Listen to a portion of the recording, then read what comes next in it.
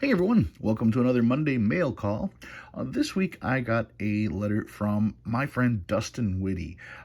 Dustin does fancy serial numbers. If you haven't checked out his channel, please check out his channel. He's one of the four people that we do our monthly roundtable discussions, and you can see Dustin there. Dustin knows his fancies, good guy, great guy, great guy. He sent me some stuff, and well, I'm going to start off with this. Do not bend, because I'm 12 years old and I just think that is so funny. It's stamped all over. Do not bend, do not bend, do not bend.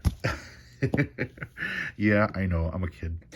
All right, anyway, Dustin sent me a note. I want to share a few notes with you. You enjoy history and historical people, so I hope you enjoy these notes that mirror that. They're yours to keep for all you do for the hobby, Dustin Whitty. Thank you, Dustin. Let's take a look at what we got here. This, as you can see, is a 1935 D $1 silver certificate, and I checked to see if it was a fancy. Because it was Dustin, I figured I'd double check. It's not. But it does have a courtesy autograph. You can see right here, the Treasurer of the United States, Clark, signed it right here. And there is the printed signature on the bill. So the actual signature and the printed signature. That is cool. I'm not sure I've got any courtesy signature notes. So to see this is really neat. I'm very happy to add this into my collection. And we'll take a look at the back. Of course, does not have "In God We Trust." So yeah, that is cool. And then he sent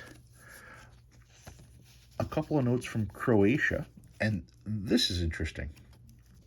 I find it interesting because this one is the one. Take a look at the back. A lot of detail in the note. I don't know a whole lot about the note yet, but what I do know is that this is the one. And he then sent me a 50,000. So to have the one and the 50,000 from the same series, that's impressive. I mean, if this was a 100, that would make this, 100 to $1 like we have. At 50,000, this is like a penny. And he also sent me the 100,000, note as well. They are slightly, well, these two here are the same size. I don't know, the 100,000 is slightly bigger. But yeah, 100,000. Okay, so that would be, you would need 10 of these to be a penny for this, if this was 100. I think that's how that works.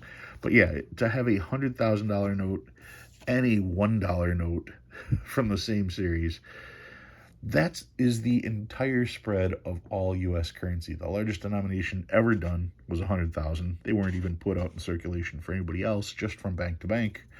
And yet we all still hold the dollars today. So I would be fascinated to learn what the actual value is compared to nowadays. He also sent me a 50 francs note. And of course, France is now part of the European Union, so they use the euro, so you don't see francs anymore. And so that's cool to actually have a franc.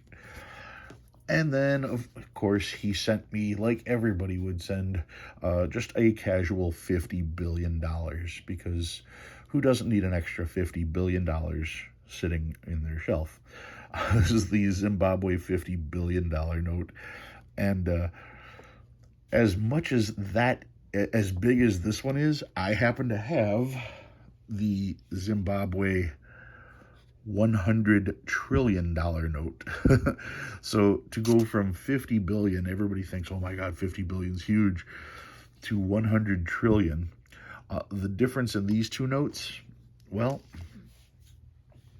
this note, the 50 billion, would be the equivalent of a nickel, compared to the 100 trillion, that would be worth $100.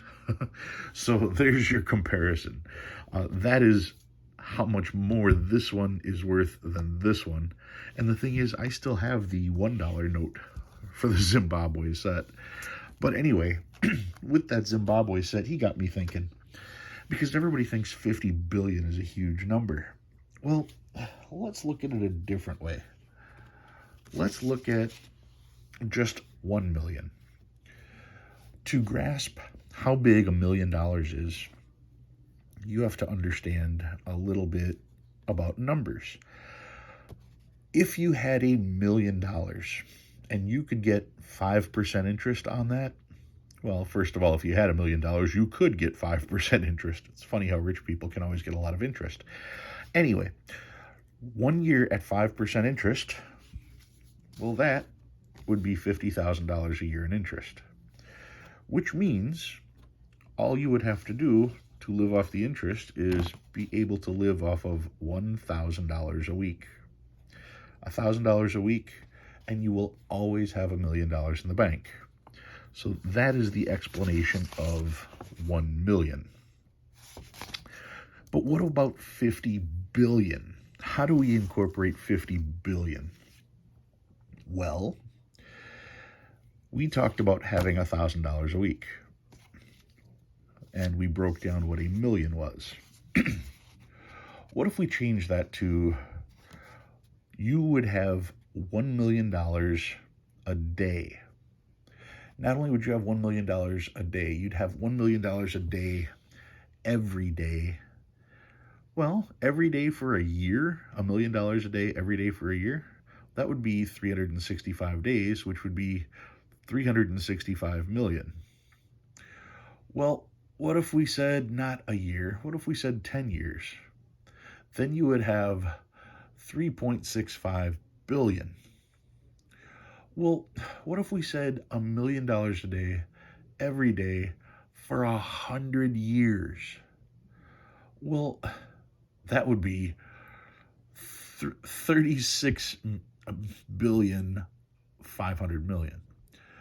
In other words, $1 million a day, every day, for 100 years means if you started with 50 billion, even after getting $1 million a day, every day, for 100 years, you'd still have $17 billion left over. That's how big 50 billion is. $1 million a day, every day, for 100 years. Anyway, that's what I thought about when I saw that $50 billion note. Dustin, thank you for sending me all these goodies. I appreciate it. I definitely like the courtesy sign note. Didn't have one, so thank you so much. Guys, thanks for watching, and I'll see you again next week.